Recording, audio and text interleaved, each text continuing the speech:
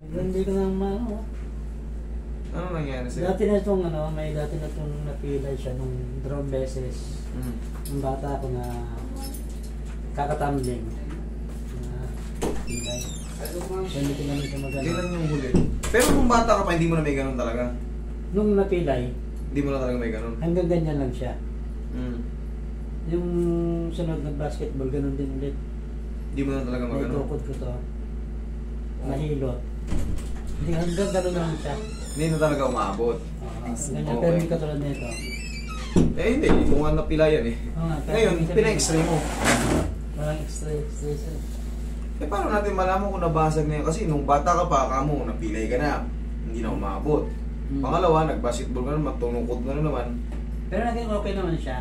Nawawala na yung sakit, pero ang ibig ko sabihin, hindi na may ganun. Hindi naman. Nawawala na yung sakit. Kasi sir, meron tayong tinatawag na ano, yung mga cartilage dyan, o yung mga puting buto natin na nababasag. Ngayon, pag naghilom na yun, oo, wala nang masakit. Pero, pag nangyari kasi yun, talagang kahit anong gawing adjust dyan, hindi mo maibalik yun. Oo nga. Maliban na lang kung dislocated lang. Makapa natin na dislocated lang. Hindi ko lang alam Makabalik. yun kasi Ang problema, walang pagising ko ng x-ray. madaling araw kasi galing kami sa pagbubat ng materials. Hindi ko alam kung nabubugat siya sa pwersa or pagtulog ko, syempre hindi ko nga may ganon. Baka yung pagtulog ko, naipit ng naipit. Kailan mo ba naramdaman? Kaninang madaling araw lang alas 3 ng madaling araw. Oh, kanina lang pala eh. Namaga po dito.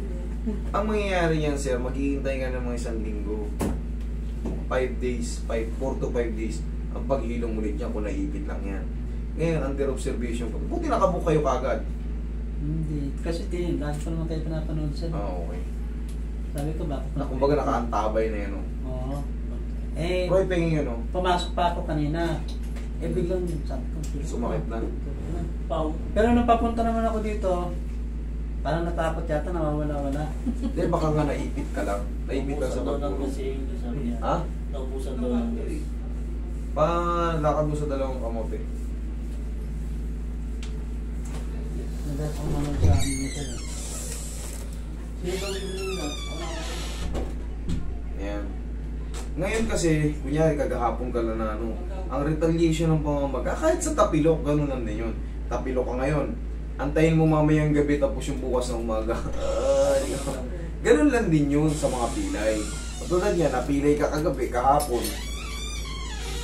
Automatic, kinabukasan masakit talaga. Ngayon, siyempre, gusto mo, wala kagad, baka pinacheck mo na sa akin kasi siyempre, tama rin naman, at least maliliwanagan ka.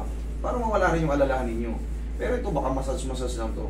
Tapos siyempre, yanig-yanigin na rin natin para tulad yan malayo. Palapitin natin, tingnan natin kung ano pang matutulong natin.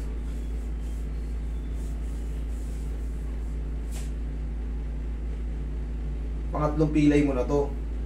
Pangatlo, pangapat, pangalawa. Pangalawa lang. Ito ngayon lang naman baka na mag-aanang mga pwersa lang to kahapon.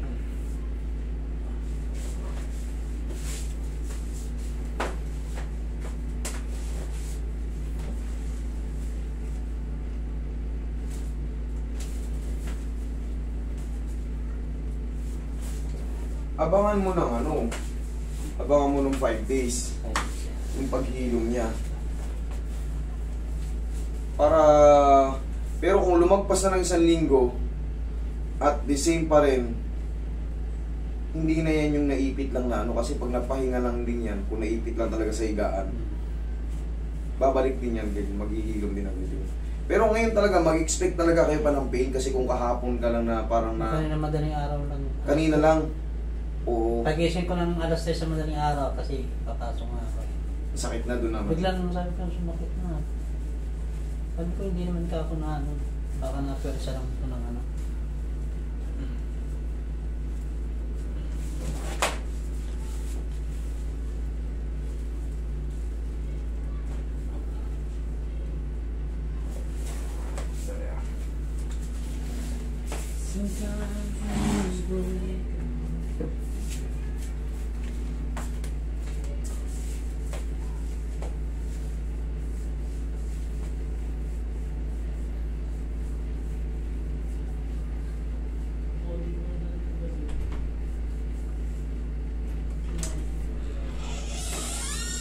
Kaya ko lang gas dyan.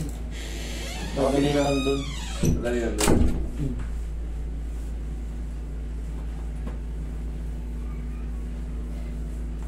Pinatid ko kasi yung susi ro sa Lipampang eh. Iiling. Wala ng gas.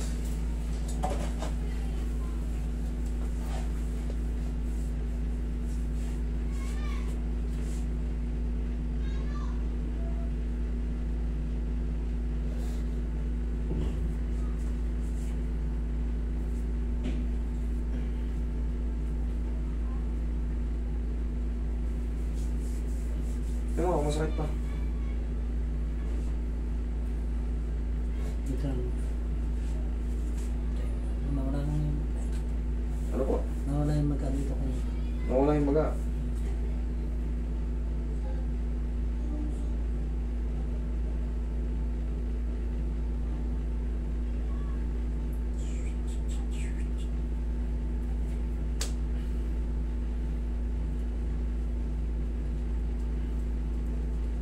Tumulas ka na. Sir, yun lang. Antayin mo lang na ano yan. Unti-unti na nawawala yung maga. Lumubog na. Ngayon, baka naipitan na ano yan. Kumbaga napagod lang sa pagbubuhat mo. Pahinga mo lang. Okay? Nakakapa ko na. Thank you, sir. Sige. Eh, huwag ka nang magbayad. Ibili mo na lang ng ulam.